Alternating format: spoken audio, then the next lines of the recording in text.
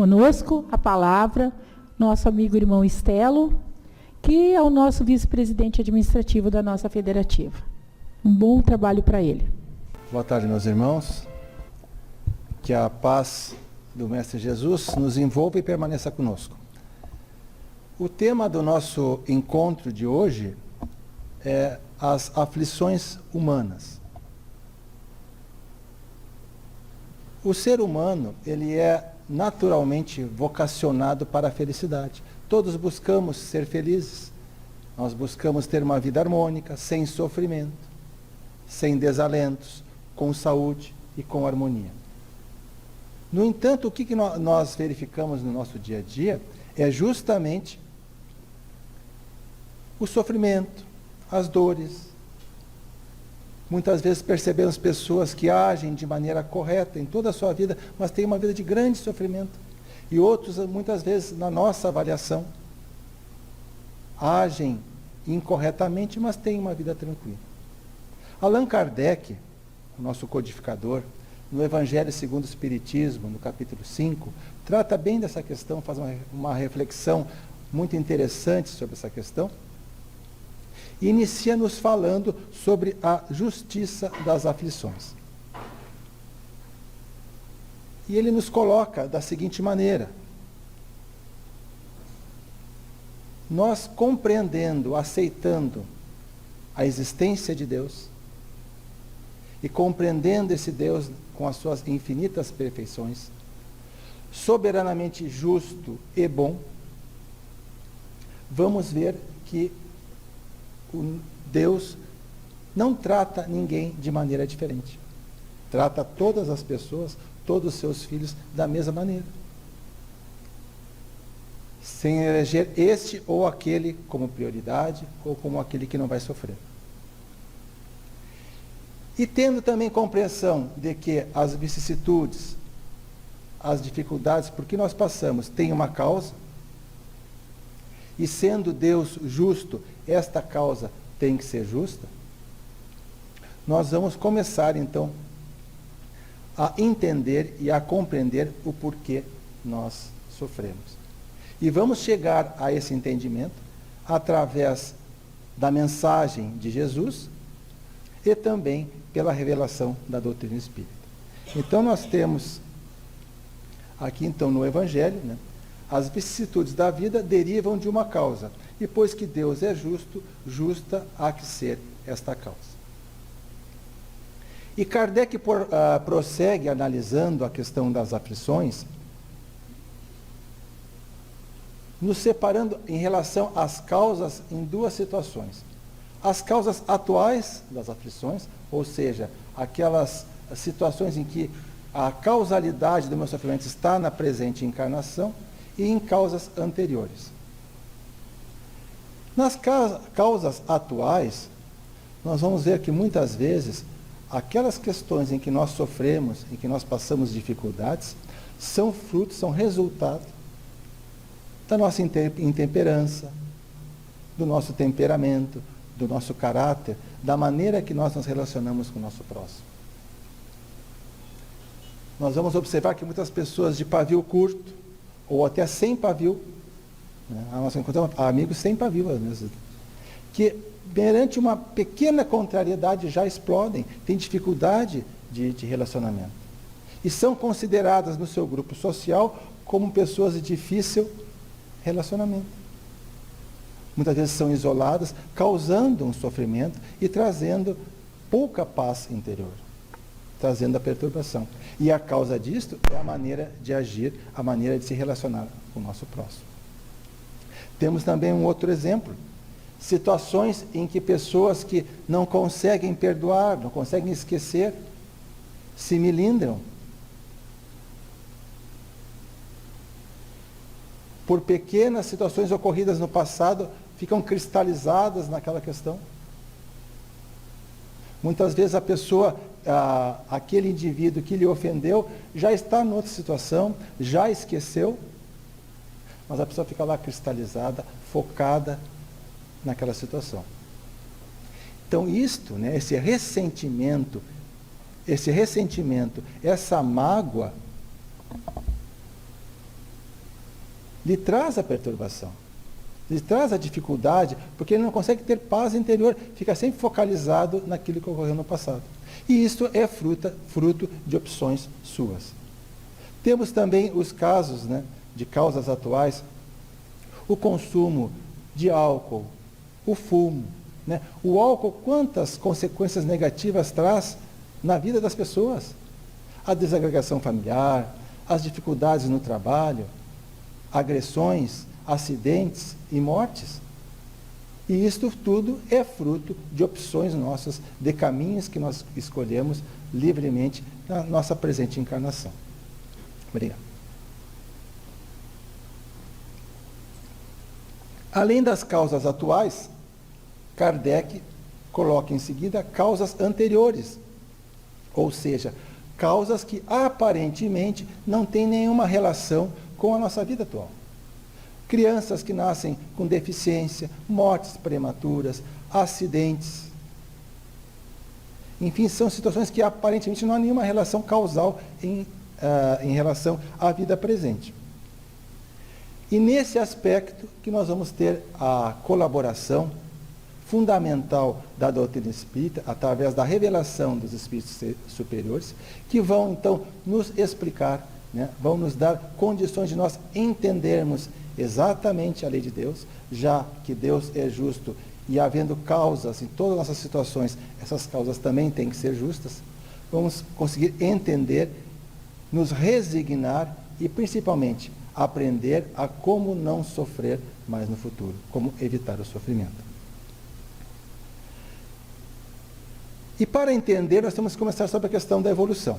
Kardec, lá na questão 115 do Livro dos Espíritos, pergunta: dos espíritos, uns terão sido criados bons e outros maus, em função do que nós observamos?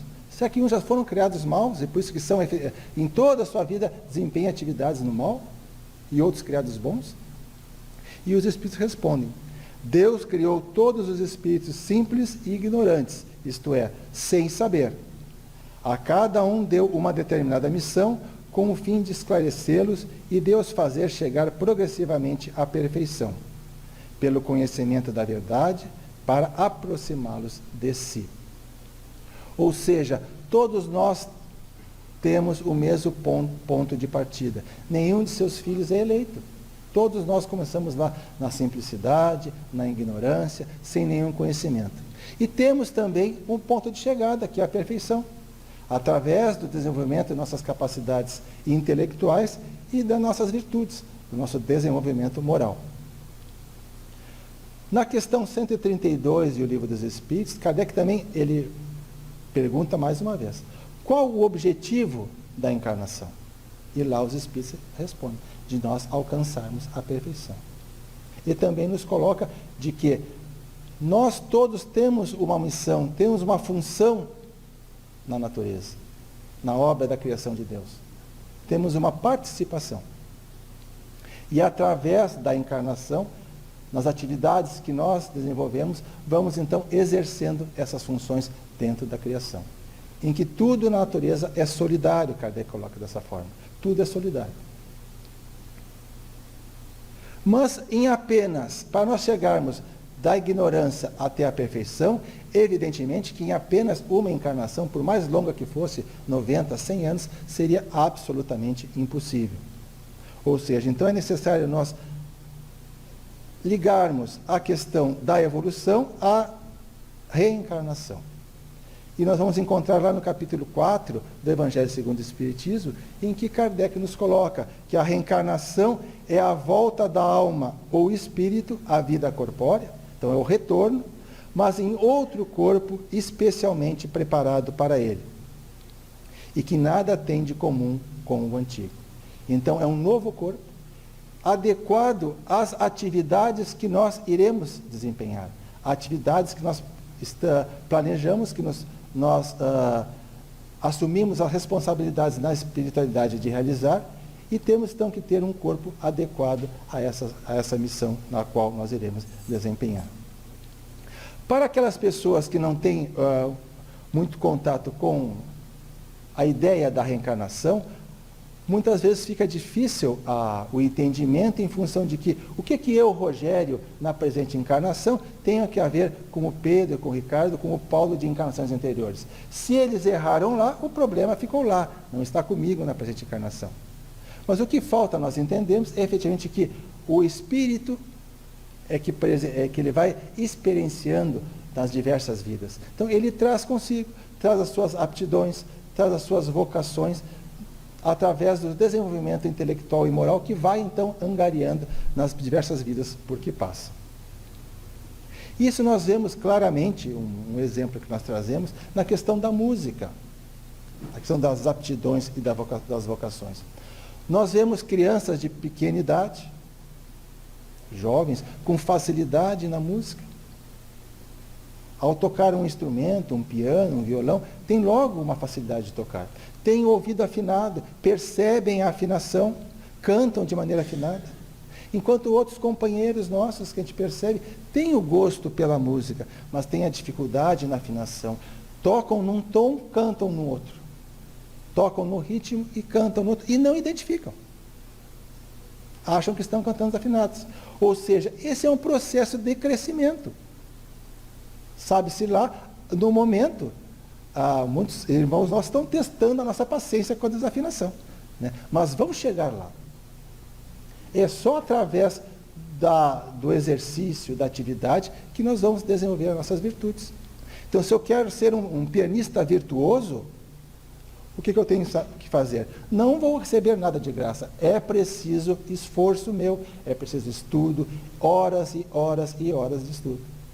Talvez daqui a 1, 2 ou 3 encarnações, seguindo nessa mesma linha, eu já nasça com aptidão para o piano e para mim seja mais fácil. Mas é preciso um esforço meu, e isso em todos os ramos. Né? Não recebemos nada de graça. Kardec também pergunta na questão 964, sobre a questão da intervenção de Deus nas penas e recompensas. Nos pergunta, pergunta aos espíritos superiores, será necessário que Deus atente em cada um dos nossos atos para nos recompensar ou punir? E esses atos não são, na sua maioria, insignificantes para Ele? Como é que ocorre, né, quando nós transgredimos as leis? Será que Deus tem que estar sempre, em qualquer ato que nós fazemos, tem que estar nos olhando, nos policiando? E os espíritos superiores respondem, Deus tem as suas leis a regerem todas as vossas ações. Ou seja, as leis justas, harmônicas, perfeitas, criadas por Deus, nas quais todas nós estamos inseridos. Se as violais, vossa é a culpa. Indubitavelmente, quando um homem comete um excesso qualquer, Deus não profere contra ele um julgamento dizendo-lhe, por exemplo, foste guloso, vou punir-te. Ele traçou um limite, as enfermidades e muitas vezes a morte são a consequência dos excessos. Eis aí a punição, é o resultado da infração da lei. Assim em tudo. Ou seja, Deus criou as suas leis nas quais nós estamos inseridos, e quando nós transgredimos esta lei, nós temos que responder pelas nossas ações. Dentro do que nós chamamos de lei de causa e efeito. Né? Nós temos total liberdade de fazer aquilo que nós desejarmos. No entanto, nós somos responsáveis pelo aquilo que nós fazemos. O plantio é livre, mas a colheita ela é obrigatória. Nós trouxemos aqui também uma análise de alguns artigos do Código Penal da Vida Futura, que consta no livro, uma obra básica de Allan Kardec, O Céu e o Inferno. Ali se trata muito sobre as questões das penas e recompensas, e recomendamos, então, o estudo mais detido dos 33 artigos contidos no Código Penal da Vida Futura. Pensamos alguns para nós analisarmos. No artigo 10º, Kardec nos coloca: o espírito sofre, quer no mundo corporal, quer no espiritual, a consequência das suas imperfeições. As misérias, as vicissitudes padecidas na vida corpórea são oriundas das nossas imperfeições.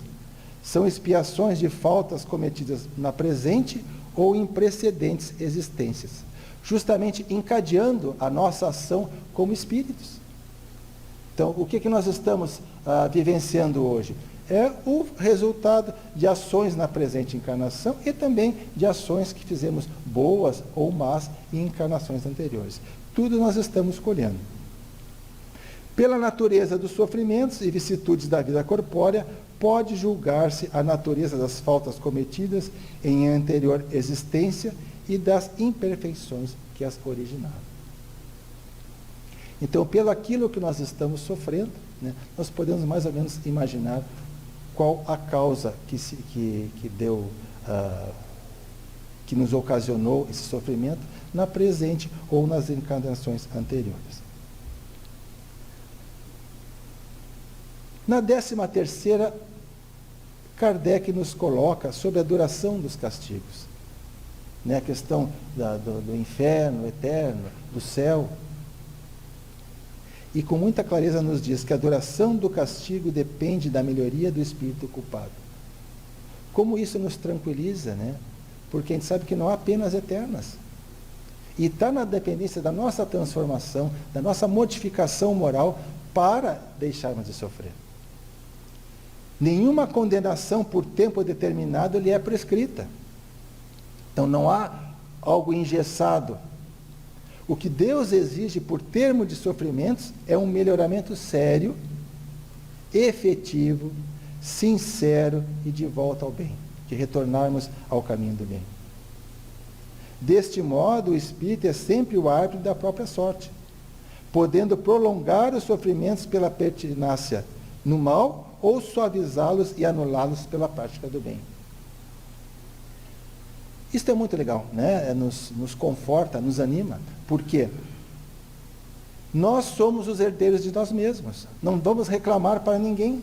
Quando sofremos, reclamar para Deus, por nossos pais, pela herança que recebemos, ou da esposa, dos filhos, dos colegas de trabalho, dos vizinhos. Não.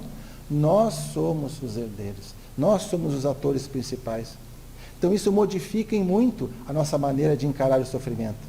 Por quê?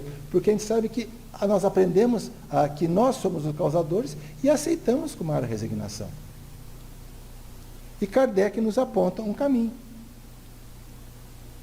O caminho do bem, a nossa transformação moral, e também nos coloca que o tempo de duração desse sofrimento pode demorar muito tempo, se nós ficarmos empedernidos, ligados sempre ao mal, ou suavizá-los se nós tomarmos o caminho do bem e até anulá-los pela prática do bem. Ou seja, como Pedro colocava, né, o amor cobre uma multidão de pecados.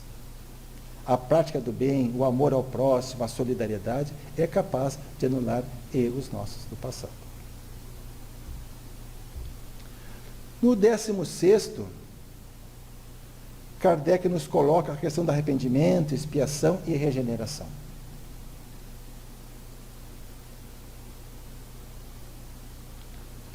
O arrependimento, conquanto seja o primeiro passo para a regeneração, não basta por si só, não basta só se arrepender.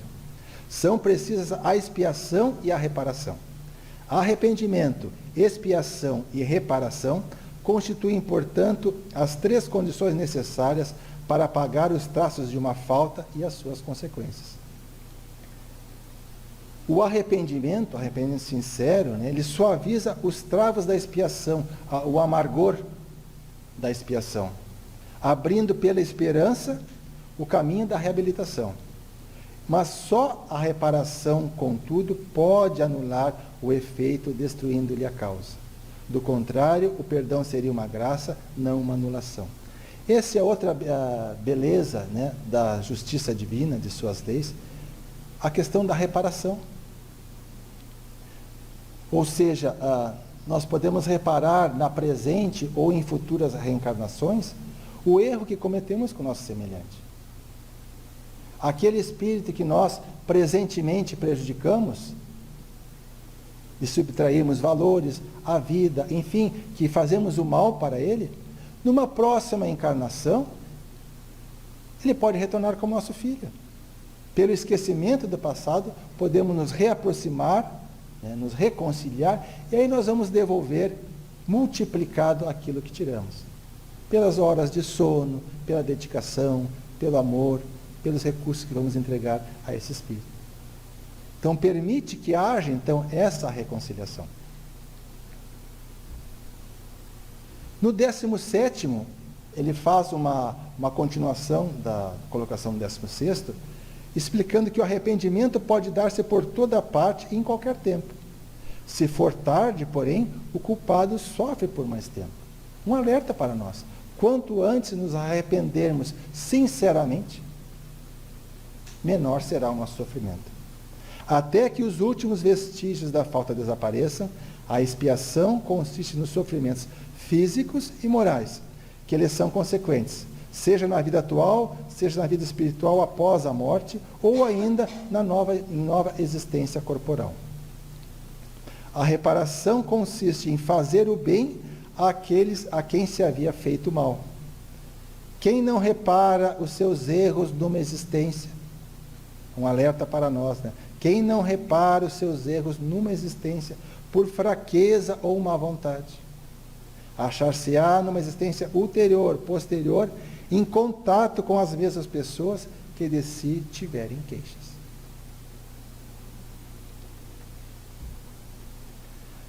Trouxemos aqui do livro O Pensamento de Emmanuel, da FEB,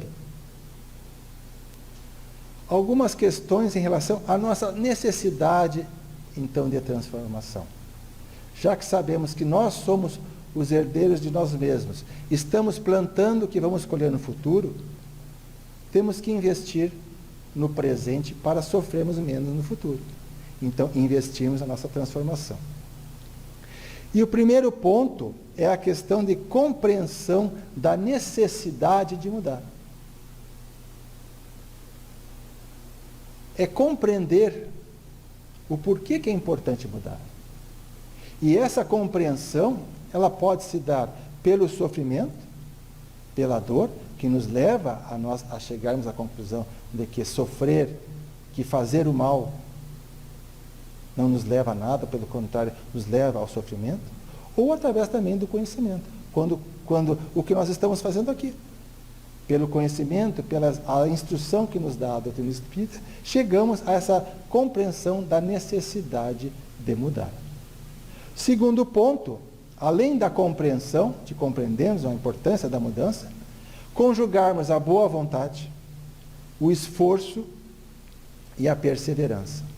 Ora, isso nos leva, essa mudança nos leva a uma série de desafios, porque vamos enfrentar dificuldades.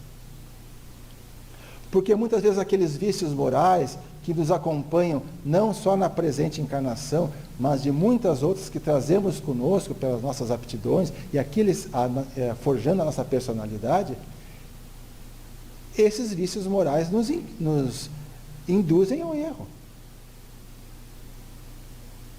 Temos que desafiá-los. E não é só isso. Nós temos os companheiros do erro. Encarnados e desencarnados, que erram junto conosco, que não querem que nós sigamos à frente. Aqueles colegas, a pessoa que tem o hábito no final da tarde de passar no bar, de tomar a sua cachaçinha ou a sua cerveja. Qual é a reação dos nossos amigos que todos os dias nós nos reunimos, né, que as pessoas se reúnem nos bares, quando nós dissemos, não, eu não quero mais, não vou beber mais. É de incentivo? Não. Mas é um desafio que nós temos que enfrentar. E não só os companheiros encarnados, como também os desencarnados que nos acompanham, de acordo com a nossa maneira de pensar e de agir por sintonia vibratória. E o terceiro ponto é a firme deliberação de estabilizar a mudança. A partir do momento em que nós conseguimos dar os primeiros passos e nos traz um fortalecimento interior muito grande, nós temos que ter aquela deliberação de estabilizar a mudança. para não ser que nem aquelas promessas do dia 1º de todo ano. Está chegando o final do ano, as pessoas têm aquelas promessas de novo ano. Né? Quando chega já ali na segunda quinzena de janeiro, já se esquece. Então, é preciso essa deliberação para nós estabilizarmos a mudança. E, por último, o propósito de não retroceder na atitude mental superior. Então, tem que haver esse propósito nosso de nós não retrocedermos. E, para isso, meus irmãos, é importante a reflexão, né? Aquilo que nos coloca Santo Agostinho, lá no Livro dos Espíritos, na questão 919, né? De nós pararmos, pensarmos sobre o que fizemos no nosso dia a dia. Como é que está o relacionamento com o nosso próximo? Será que estamos sendo corretos? Isso é importante, mesmo na correria do dia a dia, que a gente sabe das atribulações, da nossa relação com nossos filhos, do trabalho profissional, enfim, é aquele corre-corre, mas nós temos que parar. Fazer uma boa leitura, parar e refletir de como é que está indo a nossa vida.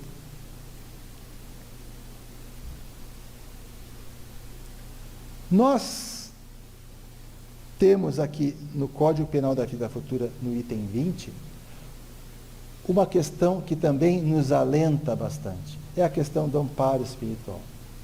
Deus, em sua bondade, não nos deixa sozinhos, não nos desampara. Então, nos diz Kardec, nos diz o seguinte: quaisquer que sejam a inferioridade e perversidade dos espíritos, Deus jamais os abandona. Todos têm seu anjo de guarda, seu guia, que por eles vela na persuasão de suscitar-lhes bons pensamentos, desejos de progredir, e bem assim de espreitar-lhes os movimentos da alma, com o que se esforçam para reparar em uma nova existência o mal que praticaram. Contudo, essa interferência do guia faz-se quase sempre ocultamente e de modo a não haver pressão, pois que o espírito deve progredir por impulso da própria vontade, nunca por qualquer sujeição. Então, diferente da ação dos espíritos inferiores na questão da obsessão, os nossos guias, eles nos inspiram, nos orientam, nos estimulam ao bem, mas deixam para nós a escolha, o livre-arbítrio, a liberdade. Não vão retirar de nós as pedras do caminho, mas vão iluminar este caminho para que nós possamos, pelo nosso próprio esforço, superar essas pedras, superar esses desafios. Por isso que ressaltamos a importância de uma boa leitura, da prece, do Evangelho no lar. Porque a partir dessas, da nossa melhora, da nossa sintonia melhor, vamos poder captar essas boas orientações. É necessário acalmar. Se estamos, às vezes, com muita atropelo, com muita dificuldade, nervosos, né, exasperados, que nem conseguimos parar para fazer uma prece, paremos. Vamos escutar uma boa música, uma música calma, vamos fazer uma leitura, relaxando, e desta forma nós entraremos em sintonia com a espiritualidade superior, que não nos abandona, e teremos condições então de captar as boas orientações. Nós trouxemos, meus irmãos, para finalizar, uma mensagem, mas antes nós gostaríamos de recomendar aos irmãos sobre o tema. A literatura espírita, ela é muito vasta no tema das aflições humanas, mas nós gostaríamos de recomendar esse livro da nossa editora Spinelli, Cotidiano e Felicidade, do Scholl, que é um livro que trata muito bem sobre a questão das aflições, a lei de causa e efeito, a reencarnação, e é muito interessante a sua leitura. Trouxemos aqui então uma mensagem para finalizar. O título é Tudo Passa, do Chico Xavier.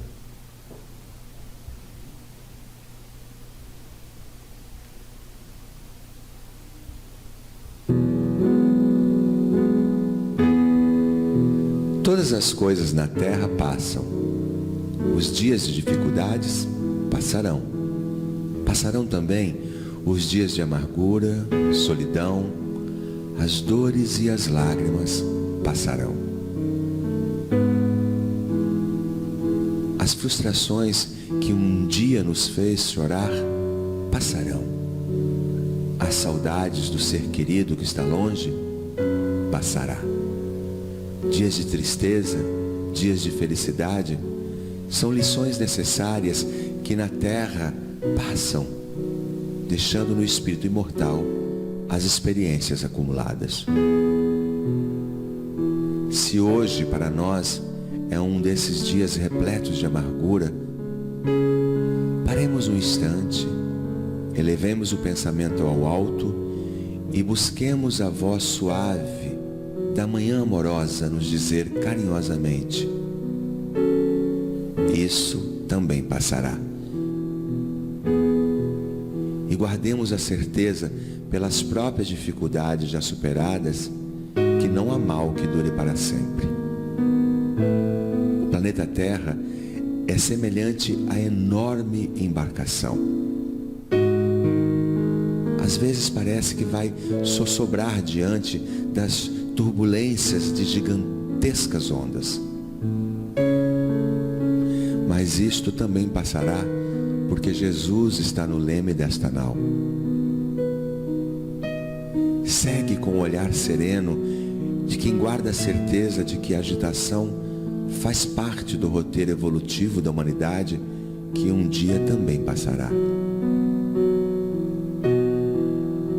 Ele sabe, a terra chegará a porto seguro porque esta é a sua destinação.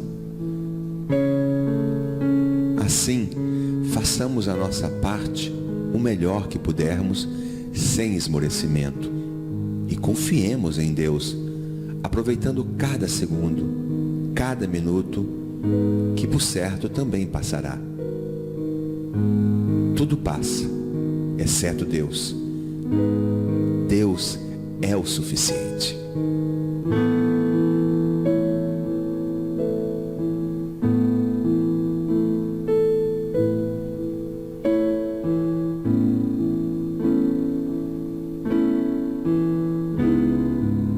Então, meus irmãos, que Jesus nos abençoe. Muito obrigado.